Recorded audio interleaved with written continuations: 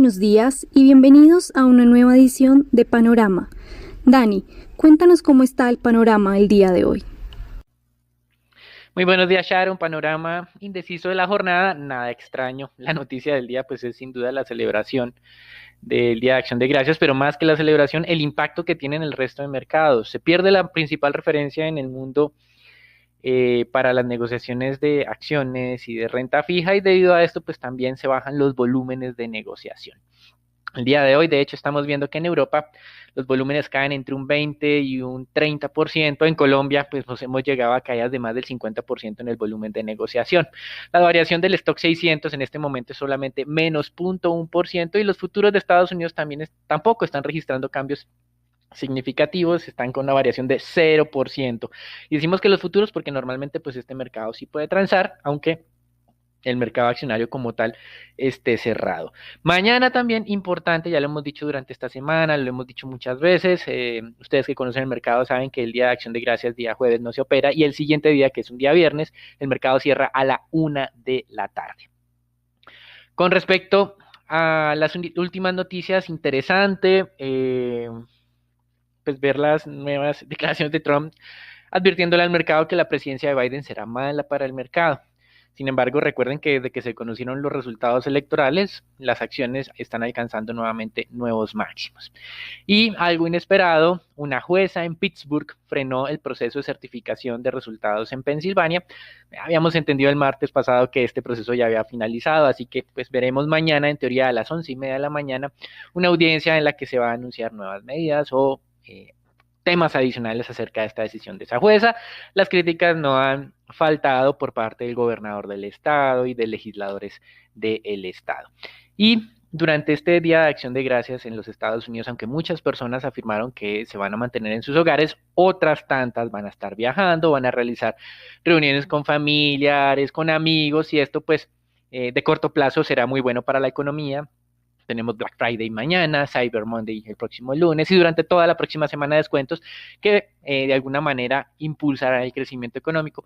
Pero las decisiones que vamos a ver el día de hoy de celebraciones y durante el fin de semana tendrán implicaciones más adelante desde el punto de vista negativo, más aún cuando tenemos esos récords de contagios en los Estados Unidos, y que próximamente tendrán que tomar alguna que otra medida para de alguna manera contenerlos.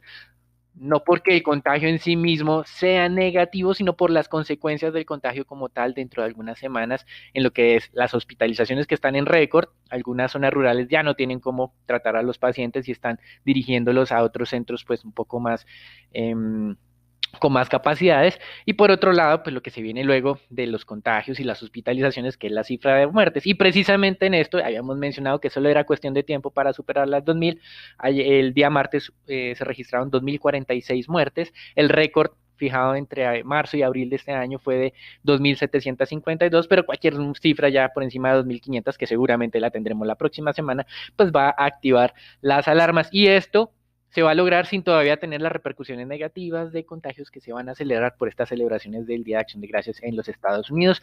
Un ejemplo, digamos ya al otro extremo, Corea del Sur está registrando también máximos de contagios desde marzo, son 600 diarios. Esto puede parecer muy poco frente a nuestros países, que hemos estado acostumbrándonos a cifras de contagios diarios de más de miles de personas. Y en Alemania, varios gremios se opusieron a la decisión de extender las restricciones hasta el 20 de diciembre, pero parece que no escucharon a Merkel, que dice que incluso pueden extenderlos hasta durante el mes de enero del próximo año.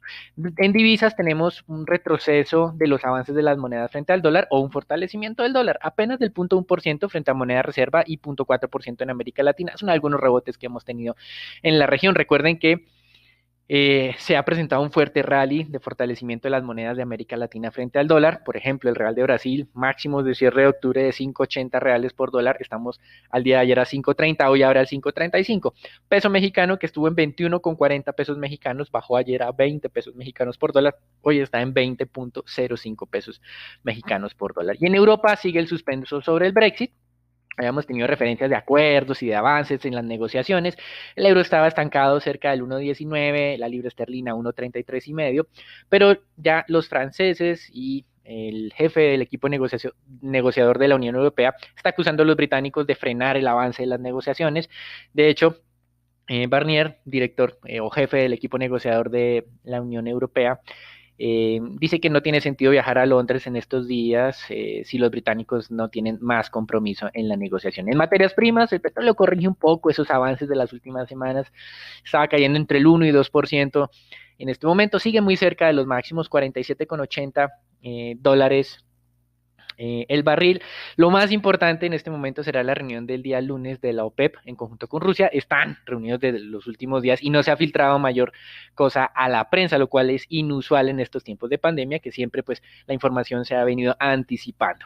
Recuerden que la apuesta de mercado es que van a postergar el incremento de producción que se tenía para enero, son 2 millones de barriles adicionales hacia el mes de abril. Si se confirma, las negociaciones seguirán tranquilas. Si no, lo que han vaticinado los analistas, como mencionábamos el día de ayer, es un retroceso hasta los 42 dólares el barril, no para el WTI, sino para el Brent. Es decir, sería una corrección cercana a un 10% aproximadamente. Y en renta fija, al igual que en acciones, no está variando sustancialmente. Un punto básico máximo de variación en los bonos europeos.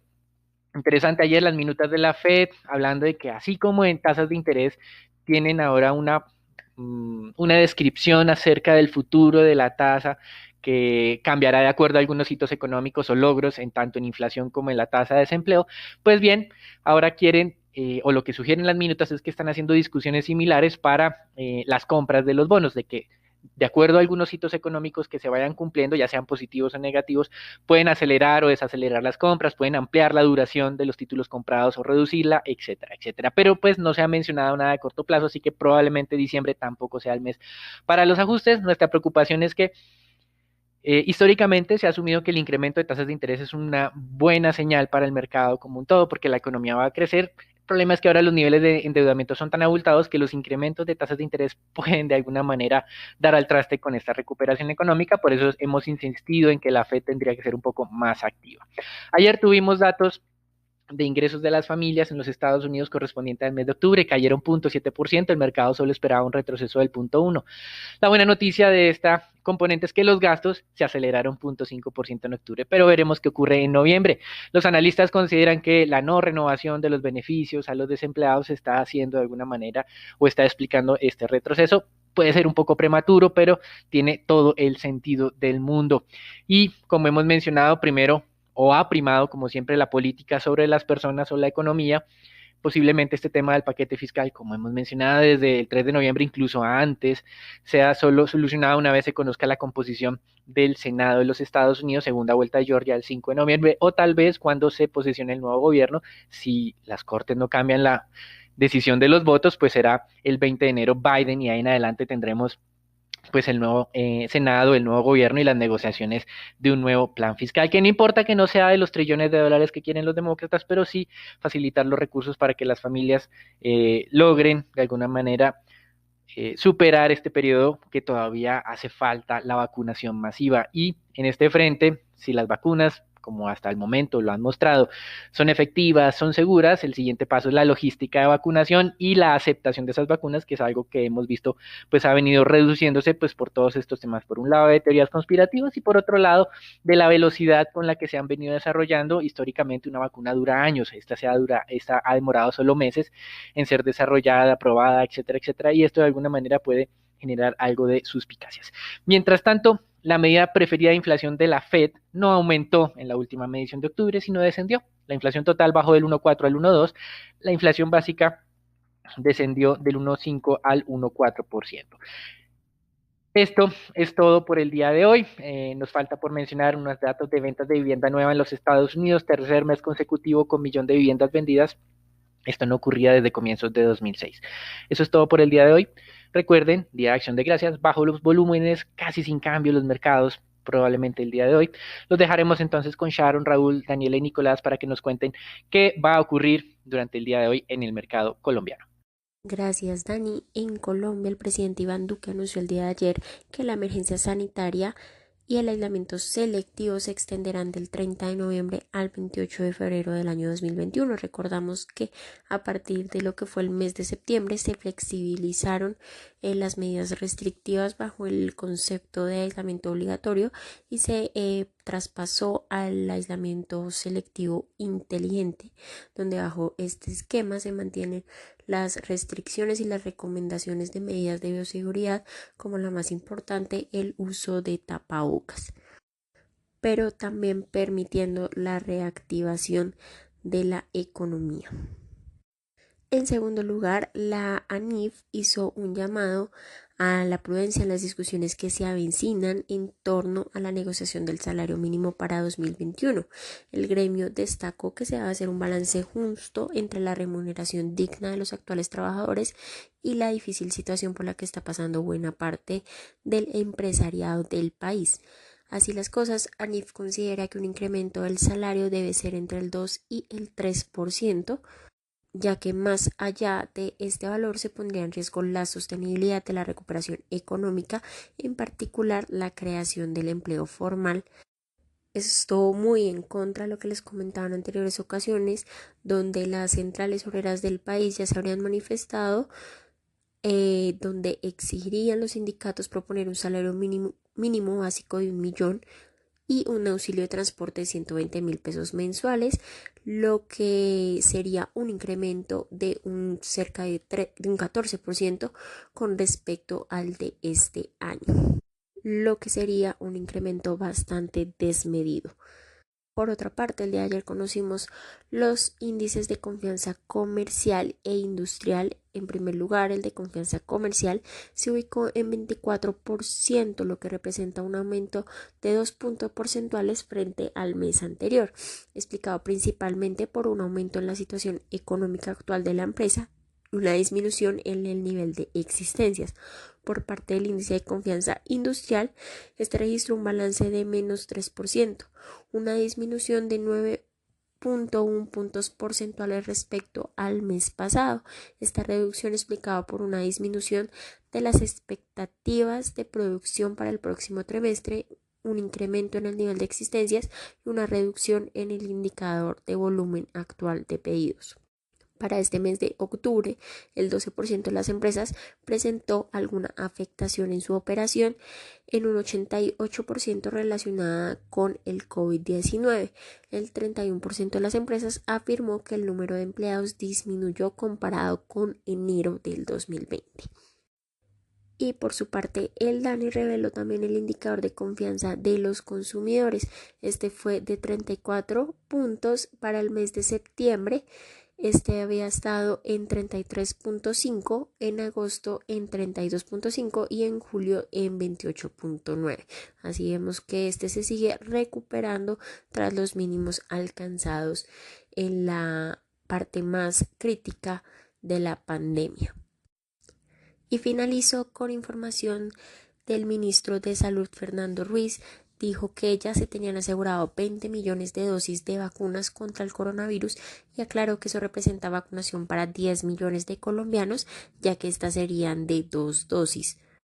Como ya lo hemos mencionado anteriormente, el objetivo de la primera fase es vacunar a personal de la salud y mayores de 60 años y personas con comorbilidades. Este grupo de personas suman 15 millones de personas de la población colombiana. Añadió que en la segunda fase se buscará la inmunidad de rebaño y reveló que Colombia negocia con varios laboratorios de vacunas COVID más allá de lo que es el mecanismo COVAX del que hace parte. También expresó que espera que estas vacunas empiecen a llegar al país y se empiece a aplicar a esta primera fase en la primera mitad del 2021. Esto sería todo por las noticias de Colombia. Raúl, cuéntanos qué pasó ayer en el mercado accionario local. Muchas gracias, Dani, por parte del mercado accionario local. El Colcap tuvo leve descanso el día de ayer en línea con lo esperado, ante la toma de utilidad parcial por parte de los agentes del mercado. A su vez, los volúmenes disminuyeron levemente, se negociaron 103.000 millones de pesos, donde la acción de Ecopetrol fue la que más se negoció con 27.000 millones de pesos. La más valorizada fue Avianca con un 3,1% y la más desvalorizada fue Promigas con un 9,8%. El día de hoy el mercado colombiano podría mantener la estabilidad ante el feriado en Estados Unidos, generando una disminución considerable en los volúmenes negociados. Por el lado de acciones puntuales, la acción de Grupo Nutresa vuelve a probar los 23.000 pesos, la cual le daría un poco más de espacio para seguir ganando valor. favorecido por un incremento del apetito por la especie por sus destacables fundamentales. Prevemos que la medida que confirme este nivel tienen potencial adicional para seguir ganando valor, donde esperamos que los resultados mantengan la senda positiva. Se abre la puerta de una posible adquisición orgánica del 2021, teniendo en cuenta los bajos niveles de apalancamiento y la posición de caja de la compañía. Por otra parte, la acción de Ecopetrol se valorizó levemente y se ubicó ligeramente por encima de los 2.250. El siguiente nivel a probar serían los 2.300. No obstante, consideramos que las volatilidades de los precios del crudo podrían incrementar, por lo cual consideramos que empiezan a ser niveles atractivos de toma parcial de utilidad con precios cercanos a 2.300 pesos. Sin embargo, esperamos que los resultados en el cuarto trimestre del año se sigan recuperando, donde la utilidad anual esperamos que se ubique por encima de los 3 billones de pesos. Pero Nico, cuéntanos cómo amanece el dólar el día de hoy.